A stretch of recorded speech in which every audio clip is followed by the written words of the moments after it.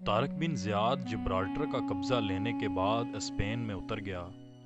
19 جولائی 711 عیسوی کو وادی لکا میں بڑا معرکہ ہوا۔ راڈرک یہ جنگ بھی ہار گیا اور یوں اندلس پر عملاً مسلمانوں کا قبضہ ہو گیا۔ اسلامی لشکر نے اس کے بعد تلیتا پر بھی قبضہ کر لیا۔ یہ شہر آج بھی قائم ہے اور ٹولیدو کہلاتا ہے۔ مسلمانوں کے اقبال کا سورج نصف النہار تک پہنچا ہوا تھا۔ نہ اس دور سے پہلے اور نہ ہی اس دور کے بعد وہ عروج حاصل ہوا جو اس وقت موجود تھا۔ لوگ مادری اعتبار سے خوشحال تھے، تجارت ترقی پر تھی، آبادی مہذب تھی، شہروں میں تفریح گاہوں اور باغوں کی کثرت تھی۔ غرناطہ، قرطبہ، بلنیسیا، اشبیلیا، تلیتا کے شہر اپنی مثال آپ تھے۔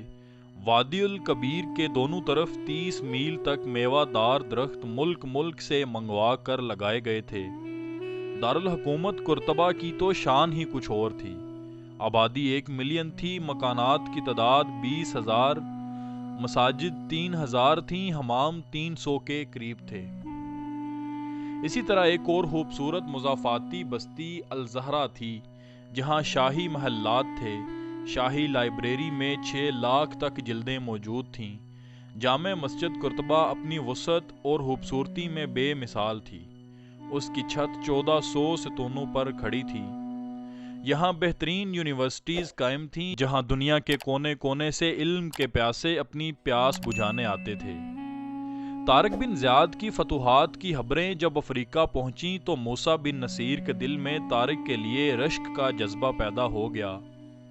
اس نے طارق کو مزید فتوحات سے روک دیا، اپنی سلطنت اپنے بیٹے عبداللہ بن موسیٰ کے حوالے کی اور 18,000 نوجوان لے کر خود بھی اسپین پہنچ گیا۔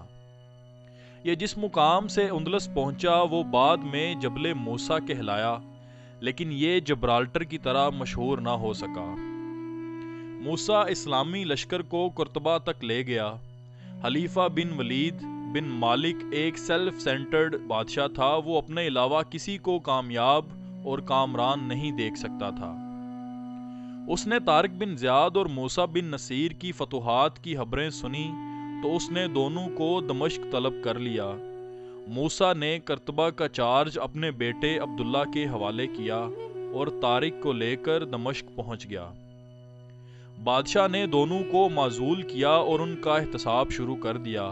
یہاں سے اسلامی تاریخ کے 2 عظیم جرنیلوں کا زوال شروع ہو گیا اور یہ دونوں گمنامی کے اندھیروں میں اتر گئے۔ طارق بن زیاد 720 میں فوت ہوا۔ اس وقت اس کی عمر محض 39 سال تھی۔ وہ کیسے مرا، اس کے جنازے میں کتنے لوگ تھے اور وہ کہاں دفن ہوا، تاریخ کے پاس کوئی جواب نہیں۔ تاہم تاریخ اتنا جانتی ہے کہ مسلمانوں کو آج تک جتنا نقصان مسلمانوں نے پہنچایا اتنا نقصان کوئی دوسرا نہیں پہنچا سکا، اور طارق بن زیاد اور موسیٰ بن نصیر اس حقیقت کی بہت بڑی مثال ہیں۔ طارق بن زیاد اور موسیٰ بن نصیر تاریخ کے گمنام صحراؤں میں گم ہو گئے، لیکن اسپین آج بھی زندہ ہے، اور جب تک جبرالٹر اور اسپین دونوں موجود ہیں دنیا کا کوئی شخص طارق بن زیاد اور موسیٰ بن نصیر سے ان کا نام اور کارنامہ نہیں چھین سکتا۔ طارق بن زیاد اور موسیٰ بن نصیر کے زوال کے بعد اندلس کی سلطنت کو جھٹکا لگا، فتوحات کا سلسلہ رک گیا۔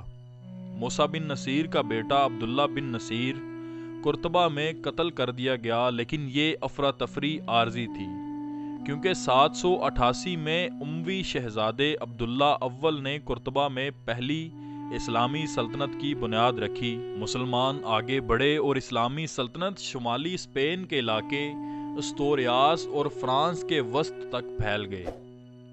یہ اسلامی سلطنت 1460 تک قائم رہی۔ اس دوران یورپ کے عیسائی اکٹھے ہو گئے۔ 1072 میں اندلس پر حملے شروع ہو گئے۔ 1212 میں عیسائیوں نے تولوسا فتح کر لیا۔ 1236 میں قرطبہ سے اسلامی پرچم اتار لیا گیا۔ 1250 میں ٹولیدو اور اشبیلیا بھی چلا گیا، اور جنوری 1492 میں غرناطہ کی چابیاں بھی فرنانڈڈ اور ایزابیلا کو مل گئیں۔ مسلمانوں پر ظلم کے پہاڑ توڑے گئے اور اندلس کے 30 لاکھ مسلمانوں کو قتل کر دیا گیا۔